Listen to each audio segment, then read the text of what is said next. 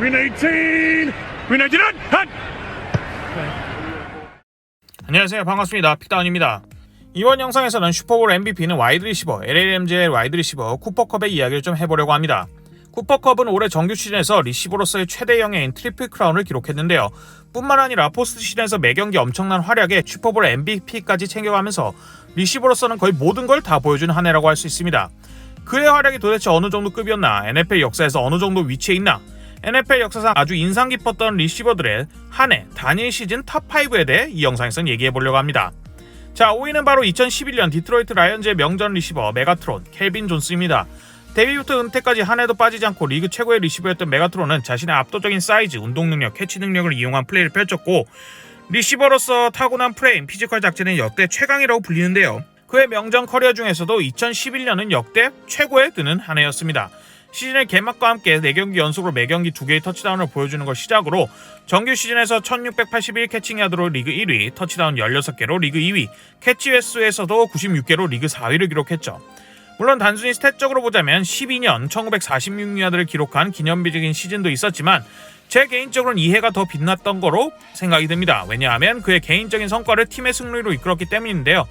11년 디트로이트 라이언즈는 10승 6패로 플레이오프에 진출했는데 팀 자체가 5할 승률 이상을 기록한 게 거의 10년 만이고 플레이오프에 진출한 것도 거의 10년 만의 일이었죠. 더군다나 2011년에 라이언즈는 러닝게임이 전혀 없는 상황에서 팀의 모든 공격이 메가트론의 손에 달려있었고 심지어 수비조차도 실점이 리그 10위로 굉장히 미약했었죠. 이런 상황에서 플레이오프에 나간 메가트론의 라이언즈는 당시 뉴올리언스 세인츠를 만났는데요. 팀의 거의 유일한 무기로서 집중 견제를 받는 와중에 12캐치 211야드 2개의 터치다운으로 어마어마한 활약을 펼쳤지만 팀의 수비가 뉴올리언즈 세인츠의 드류 브리스에게 무너지면서 라이언즈는 패배를 하게 되었습니다. 4위는 바로 2007년 뉴잉글랜드 페이트리어츠의 랜디 모스인데요. 역대 최고의 리시버 논쟁에 언급되는 랜디 모스가 몇 년의 탕화처럼 떠돌다가 자신과 급이 맞는 명전급 쿼터백 톰 브레이디를 만나면서 자신의 역량을 제대로 보여준 한 해였다고 생각이 듭니다. 개인적으로는 정규 시즌 기준 리시버 역대 최고의 퍼포먼스를 보여준 한 해라고 생각하기도 하는데 랜디 모스가 그야말로 상대 수비들을 완전 압살했던 한 해였습니다. 한 시즌 역대 최다 터치다운인 23개를 기록하는 진짜 어마어마한 공격력을 보여줬는데요. 정규 시즌 16경기 동안 13게임에서 터치다운을 기록했고 8경기에서 2개 이상의 터치다운을 기록했었습니다. 이에 톰 브레이디의 터치다운 중 46%가 랜디 모스의 손끝에서 이뤄졌었죠.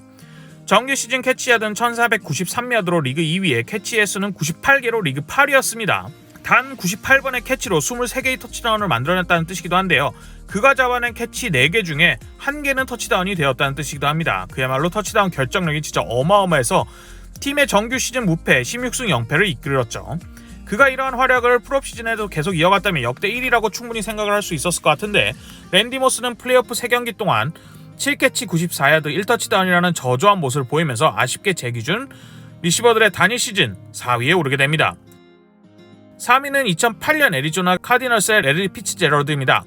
레리 레전드라고도 불리고 현역 선수로서는 몇 안 되게 NFL 역대 100인에 꼽혔던 카디널스의 레리 피츠제럴드는 2008년 캐칭야드 1431야드로 리그 2위, 터치다운 12개로 리그 1위, 캐칭 96개로 리그 4위인 정규 시즌 기준으로는 그냥 올프로 엘리트 정도 활약을 보여줬는데요. 또 다른 명전 쿼터백인 커트 워너와 함께 9승 7패로 팀을 플레이오프에 이끌게 되죠. 레리 피츠제럴드는 이해 리시버로서는 정말 포스트 시즌 역대 최고의 해를 보여줬다고 생각이 드는데요. 첫 펠컨스와의 와일드카드전에서 6캐치 101야드 1터치다운을 기록하는 좋은 모습을 보여줬고 그 다음 라운드인 캐롤라이나와의 경기에서는 13캐치 166야드 1터치다운을 기록하면서 다시 한번 게임의 주역이 되었는데요. 무려 이날 카디널스 패싱 공격의 75%의 비중을 차지했습니다. 게임의 중요한 순간에 20야드 이상 빅플레이만 4개인가 해내면서 팀의 승리를 견인했었죠. 그 다음 NFC 챔피언십전에서도 필라델피아 이글스를 상대로 역시 10캐치 152야드 무려 터치다운만 3개를 기록하면서 팀 득점의 65%, 팀 패싱 야드의 55%를 담당하는 팀의 주공으로서의 모습을 제대로 보여주면서 또 그에 맞는 활약을 보여주면서 팀의 사상 첫 슈퍼볼 진출을 견인했죠. 그렇게 슈퍼볼에서도 팀의 주공으로서 온갖 집중 견제를 받는 와중에 7캐치 127야드 2터치다운으로 어마어마한 모습을 보여줬는데요. 특히나 경기 막판 64야드짜리 터치다운은 지고 있던 팀을 역전에 성공하면서 진짜 이 선수가 와 이런 리시버가 있나라는 생각이 들 정도로 어마어마한 활약을 펼치긴 했는데 피츠버그 스틸러스 쿼터백 빅벤이 NFL 슈퍼볼 역사상 가장 위대할 수도 있는 마지막 공격권을 성공을 하면서 아쉽게도 슈퍼볼 우승을 하지 못합니다. 하지만 포스트 시즌 기준으로는 역대 최고의 한 해라고 충분히 볼 수 있는데 정규 시즌에서 조금 활약이 그냥 어느 정도 올프로급이었다는 거, 그리고 슈퍼볼 우승을 못했다는 점에서 3위로 뽑았네요. 2위는 1989년 샌프란시스코 49에rs의 제리 라이스입니다. 리시버 관련 모든 스탯의 주인이자 중요 순간에서도 활약이 대단했던 역사상 최고의 리시버 제리 라이스는 사실 그의 빛나는 커리어에서 수많은 해가 역대 최고에 들 수 있는데요. 90년대에는 리시버로서는 역사상 최초로 트리플 크라운, 그러니까 캐칭 야드 터치다운 모두 1위를 기록한 적도 있고, 95년도 대단했습니다. 팀의 캐칭 터치다운의 50%가 그의 손에서 나왔고, 심지어 주전 쿼터백이 5게임인가 빠져서 없는 와중에도 정규 시즌 야드 1위, 캐치 2위, 터치다운 3위를 기록했었죠. 하지만 그가 가장 위대했던 해는 개인적으로는 89년이라고 봅니다. 야드와 터치 부분에서 리그 선두를 차지하고 있을 뿐만 아니라 포스트 시즌에서도 상대를 압도하면서 역사상 최강의 팀 중 하나라고 평가받는 89년 샌프란시스코 49ers의 가장 주공이었다는 점에서 89년의 제리 라이스를 굉장히 고평가하게 되는데요. 제리 라이스는 이해 캐치당 18.1야드를 기록했을 뿐만 아니라 그가 잡은 모든 캐치의 절반이 퍼스트다운 혹은 터치다운이 될 정도로 중요 순간 캐치 능력이 대단히 뛰어났고, 그가 이해 17개의 터치다운으로 1위를 기록했는데 2위가 12개로 1위와 2위의 차이도 굉장히 컸죠. 자, 1위를 발표하기 전에 탑5 안에는 못 들었지만 리시버들로서 단일 시즌 정말 빼어난 활약을 펼쳐서 언급이 되어야 할 만한 선수들의 단일 시즌에 대해 얘기를 해봅시다. 우선 2005년 스티브 스미스입니다. 쿠퍼컵 이전에 단 3명만이 존재했던 리시버 트리플 크라운의 주인공 중 하나인데요. 깡따구 하나로 신생팀이던 펜서스의 주공으로서 103캐치 1563야드 12터치다운으로 2005년 리시버 세계 부분 1위의 트리플 크라운을 기록했었죠. 그의 한 해가 NFL 역사에 남을 기념비적인 한 해이긴 하지만 1위의 기록들이 다른 선수들과 공동 1위라는 게 좀 아쉽긴 합니다. 다음은 또 다른 트리플 크라운의 주인공인 92년 스털링 샤프입니다. 명전 타이트엔드이자 현재는 해설위원인 셰넌 샤프의 친형이기도 한 스털링 샤프는 추후 명전에 들어갈 어린 쿼터백 브렛 파브와 함께 호흡을 맞춰나가면서 역대급 리시버가 넘쳐났던 92년에 다른 이들을 모두 따돌리면서 리시버 부문 트리플 크라운을 차지했는데요. 팀이 플레이오프에 진출하지 못했다는 게 좀 앞서 말했던 선수들보다 제가 좀 낮게 순위를 놓을 수밖에 없었네요. 그 외에도 95년대에 달러스 카우보이즈의 마이크 로빈도 있죠. 스탯적으로 절정은 아니지만 효율성의 극치를 보여주면서 이해 마이크 로빈은 야드 이외에도 수비 반칙을 10회, 무려 202야드나 유도해내면서 시즌 내내 퍼스다운 혹은 터치다운을 해낸 플레이가 무려 98회나 될 정도로 정말 효율성과 중요 순간의 극치를 보여주는데요. 이는 참고로 역대 모든 리시버들 중 1위의 기록이기도 하고 그해 달러스 카우보이즈가 슈퍼볼을 우승하는 데 가장 결정적인 역할을 하기도 했었죠. 2014년 피츠버그 스틸러스의 안토니오 브라운도 대단했습니다. 당시 리그 제1의 공격력 트리오라는 킬러비의 핵심적인 1인으로서 엄청난 민첩함, 가속, 감속 능력을 기반으로 한 환상적인 루트러닝으로 터치다운에서는 비록 1위를 놓쳤지만 129캐치, 1698야드로 캐치와 야드 부분에서 모두 1위를 차지했고 129캐치 중에 무려 90개의 캐치가 퍼스트다운 혹은 터치다운일 정도로 팀의 핵심적인 상황에서도 키플레이 역할을 해냈죠. 자, 그럼 두구두구두구 1위를 한번 봅시다. 1위는 바로 올해의 슈퍼볼 MVP자 이 영상의 주인공인 쿠퍼컵입니다. LA 램즈로 슈퍼볼 우승을 견인한 쿠퍼컵은 올해 리시버로서는 어마어마한 퍼포먼스를 보여주는데요. 정규 시즌 17게임 동안 145캐치, 1947야드, 16개의 터치다운을 기록했습니다. 이는 각 분야에서 모두 리그 1위인데요. 리시버로서의 핵심적인 스탯 3가지에서 모두 트리플 크라운을 이뤘습니다. 이 중에 공동 1위는 하나도 없으며 2위와의 격차가 꽤나 벌어진 점을 생각했을 때 이만큼이나 정규 시즌에서 타 리시버들을 상대로 압도적인 모습을 보여준 선수가 진짜 한 손에 꼽힐 것 같습니다. 야드 기준으로는 켈빈 존슨의 2012년에 이은 역대 2위이며 캐치 횟수로는 마이클 토마스의 2019년에 이은 역대 2위입니다. 물론 17게임이긴 하지만 리시버로서의 모든 부분에 있어서 역대급 기록을 세운 셈이긴 한데요. 풋발 아웃사이드에서 시대별 수비별로 조정한 스탯인 DYAR 기준으로는 615로 역대 1위에 위치하기도 하죠. 수비 반칙 유도까지 합치게 되면 쿠퍼컵은 정규 시즌에 무려 92번이나 공격권을 갱신했는데요. 이는 참고로 지난 40년간 탑10 안에 드는 기록이기도 하죠. 사실 쿠퍼컵이 더 인상적인 이유는 이러한 정규 시즌의 활약이 포스트 시즌으로도 이어졌기 때문입니다. 포스트 시즌에서 쿠퍼컵은 4경기 동안 478야드 33캐치 6터치다운으로 역대 모든 리시버 중에서 포스트 시즌 기준 2008년에 레리 피츠제럴드를 뒤를 이은 2위를 차지하고 있습니다. 뿐만 아니라 이번 슈퍼볼 마지막 드라이브는 쿠퍼컵의 드라이브라고 불릴 자격이 충분하며 제가 본 슈퍼볼 마지막 드라이브 중 가장 인상적인 순위 탑5 안에 들 것 같기도 해요. 즉 정규 시즌에서도 역대 탑5 안에 드는 활약을 모든 부분에서 고루고루 하면서 플레이오프에서도 역대 2위에 위치한 최고의 활약을 보였다는 겁니다. 이러한 어마어마한 수상 내역으로도 연결되는데요. 트리플 크라운을 이룩한 리시버는 NFL 역사상 단 4명뿐이며 올해의 공격 수상을 수상한 리시버는 NFL 역사상 단 3명뿐입니다. 슈퍼볼 MVP를 수상한 리시버는 단 8명뿐이죠. 이 모든 걸 다 이뤄낸 선수는 NFL 역사상 리시버계의 고트라고 불리는 제리 라이스 뿐이었는데, 그 제리 라이스도 이 세 개를 한 번에 하지는 못했어요. 단일 시즌에 이뤄내지 못했는데 2021년의 쿠퍼컵은 이 모든 걸 단일 시즌에 이뤄냈죠. 자, 그럼 쿠퍼컵은 뭘 그렇게 잘하길래 이렇게 2021년 막을 수 없을 정도의 활약을 보였을까요? 사실 워낙 대단한 활약을 펼쳤기 때문에 그가 뭘 잘했나 뭘 못했나를 보는 게 좀 무의미하긴 하지만, 제 기준에서 그의 성공률의 가장 큰 원인은 바로 쿠퍼컵의 지능적인 플레이입니다. 쿠퍼컵은 풋볼 IQ가 굉장히 높은 선수인데요. 스냅 후 상대의 움직임을 통해서 플레이상 빈틈이 어딘지 파악하는데 굉장히 능숙합니다. 그의 주특기 루트가 5야드 옵션 루트인데, 플레이가 시작하고 5야드 지점까지 전진을 한 쿠퍼컵은 자신의 담당 수비가 자신의 왼쪽에 있으면 오른쪽으로, 수비가 오른쪽에 있으면 왼쪽으로, 수비가 뒤로 물러나 있으면 그대로 멈춰서 거기서 공을 받고, 최후방 수비가 자리를 못 잡고 있으면 수비의 빈틈으로 그대로 달리는데요. 사실 이렇게 말로 하면 되게 쉽지만 굉장히 정밀하고 정교하게 짜여지는 NFL의 수비의 플레이를 완벽하게 이해하고 있다는 뜻으로 보시면 될 것 같습니다.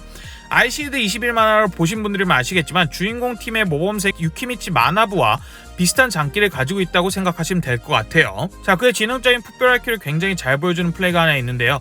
13주차 잭슨빌 제기어스와 게임에서 3쿼터 11분쯤 쿼터백 매튜 스태포드가 쿠퍼컵에게 연결한 20야드 터치다운입니다. 이 터치다운과 함께 승리를 한 뒤에 쿠퍼컵의 인터뷰인데요. 같이 한번 볼게요. Touchdown specifically, your defender went and blitzed. What did you see there? How were you able to use that to your advantage? Yeah, they set a little 3-deep fire zone, brought the nickel off the edge, safety dropped down. It didn't look like they were doing a replacement fire zone, so I knew at the back away we were going to get 3 pushing through. I had an opportunity to kind of run in there if I could beat my guy and just had to beat the safety to the end zone. 굉장히 복잡한 말이죠. 뭔지 하나하나 한번 볼게요. 첫 번째 부분부터 시작해봅시다. 이게 무슨 말이냐면 3딥 파이어 존이라는 것이, 3딥 존은 최후방 수비가 3명, 거기다 지역 수비라는 것입니다. 사실 3명이라는 데 초점이 있다기보다는 플레이 시작 전에는 한가운데를 2명이 막는 듯 보였지만 실상은 1명만 막는다는 게 중요합니다. 그 다음 파이어라는 단어는 이선 수비 중 하나가 패스 지역을 막는 원래의 수비를 하는 게 아니라 쿼터백을 향해 닥돌하는 블리츠를 한다는 건데요. 압박을 한다, 열을 올린다라는 유래로 파이어라고 불리는 걸로 알고 있습니다. 자, 그리고 누가 압박을 불러오는지 이어서 설명을 한대요. 바로 니켈입니다. 제5의 이선 수비수 혹은 슬롯 코너백이라고도 불리우는 쿠퍼컵의 앞에서 쿠퍼컵을 담당할 것 같은 이 선수가 외곽으로 돌아 들어와서 블리츠를 한다는 겁니다. 이에 따라 쿠퍼컵을 담당하는 빈자리를 최후방 수비수 중 하나인 세이프티가 내려와서 막는다가 두 번째 문장이죠. 몇 번 좀 돌려볼게요. 니켈과 세이프티의 움직임을 보시면, 그리고 제기어스가 최후방의 지역 수비를 어떻게 가져가는지 보시면 쿠퍼컵이 상대의 플레이에 대한 분석이나 파악이 얼마나 정확한지 알 수 있습니다. 자, 그럼 다음 문장을 봅시다. 리플레이스먼트 파이어존이라는 것은 통상적으로 쿼터백을 향해 쇄도하는 라인맨이나 라인베커들이 기존의 쿼터백을 돌격하는 움직임을 취하지 않고 블리츠하는 선수의 빈 공간을 보조하기 위해 후진하는 건데요. 실제 플레이를 보면 앞 1선 수비수 중 그 누구도 후진하는 모션을 취하고 있지 않죠. 쿠퍼컵은 플레이 시작 뒤에도 자신이 할 것을 다 하면서 상대의 움직임을 놓치지 않고 있었다는 뜻이기도 합니다. 다음 문장을 봅시다. 이걸 이해하려면 플레이를 살짝 뒤로 돌려야 하는데요. 영상을 잘 들어보시면 매튜 스태포드가 플레이어를 앞두고 머릿속에 손을 대면서 킬킬킬이라고 외칩니다. 한번 들어볼게요. And loves giving Stafford the ability to do it because he knows when it's not open, he'll just check it down and keep us in, 첫 번째 준비한 작전이 마음에 들지 않아 스태포드가 첫 번째 작전을 취소하고 두 번째 준비해온 작전으로 간다는 뜻인데요. 이와 함께 러닝백이 우측에서 좌측으로 돌아나갑니다. 쿠퍼컵은 필드 위에서 집중력을 놓치지 않고 두 번째 작전을 감을 명확히 인지하고 있었고, 두 번째 작전에서 필드의 좌측에 아군이 3명이나 있는 것을 정확히 인지하고 있었습니다. 그리고 아군 3명이 좌측을 밀고 있는 만큼 수비, 특히나 상대 라인베커가 좌측을 신경 써야 한다는 걸 파악하고 있었죠.